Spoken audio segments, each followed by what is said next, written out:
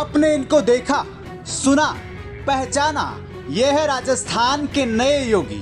मोदी, योगी और शाह की राजस्थान में पसंद। हाथोस धाम वाले दक्षिण मुखी बालाजी के बड़े भक्त, मरुधरा की राजधानी जयपुर के हाथोस धाम के महंत बाल मुकुंदाचार्य।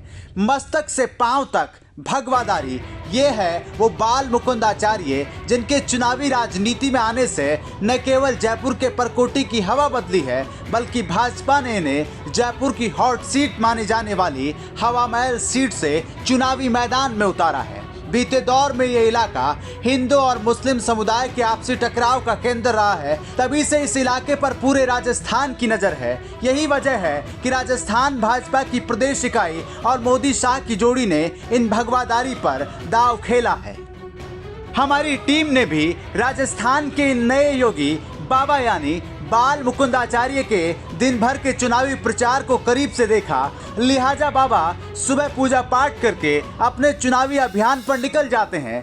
बाबा कहते हैं हवा महल में सब अच्छा होगा और फिर अपने समर्थकों के साथ प्रचार में निकल जाते हैं। बाबा भाजपा कार्यकर्ताओं से मुलाकात करते हैं, फिर दिन भर तय चुनावी सभाओं में प्रचार करने चल पड़ते हैं।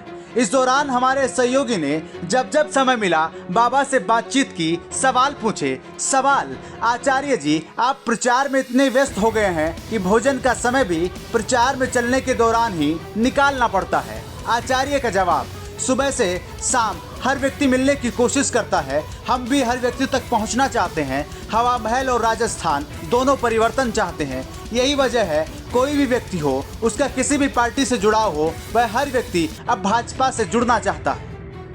आचार्य जी, विपक्ष कह रहा है हवा महल सीट पर ही हिंदुत्व के मुद्दे पर चुनाव क्यों?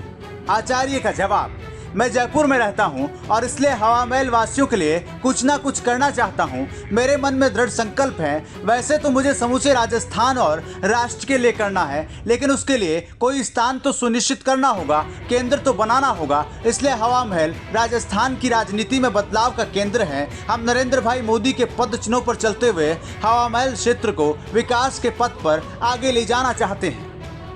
आचार्य जी, आपका मुकाबला कांग्रेस के आर तिवारी से है। प्रदेश में मौजूदा सरकार भी कांग्रेस की है, कैसे देखते हैं?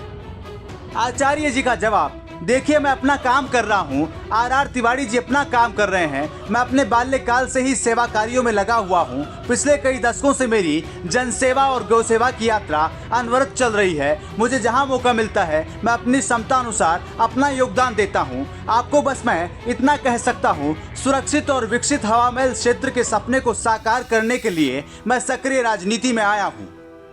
बाबा के साथ हम चुनाव प्रचार में लगातार बने रहे। हम देख रहे थे बाबा जहां भी जाते थे लोग उनसे सेल्फी लेने लगते थे। बाबा भले ही सियासी रण में नए हो, लेकिन लोगों से उनका लगाव बरसों पुराना है। मसलन भाजपा और संघ के कार्यकर्ताओं के साथ साथ बाबा के भक्तों की भी एक लंबी चौड़ी फौज है जो लगातार उनके विधानसभा क्षेत्र में सक्रिय है। पूरी बातचीत में निकलकर यही सामने आया कि बाबा अपनी जीत को लेकर पूरी तरह आश्वस्त हैं। इसके साथ ही केंद्र की मोदी सरकार की योजनाओं का भी जिक्र करते हैं।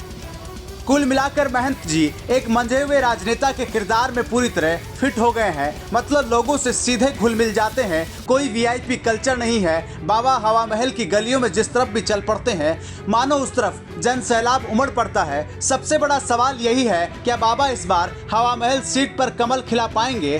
खैर, सीट के ज्यादातर समीकरण बाबा के पक्ष में है। अब ये तो 3 दिसंबर को चुनाव नतीजे के बाद ही तय होगा हवा महल का अगला विधायक कौन होगा।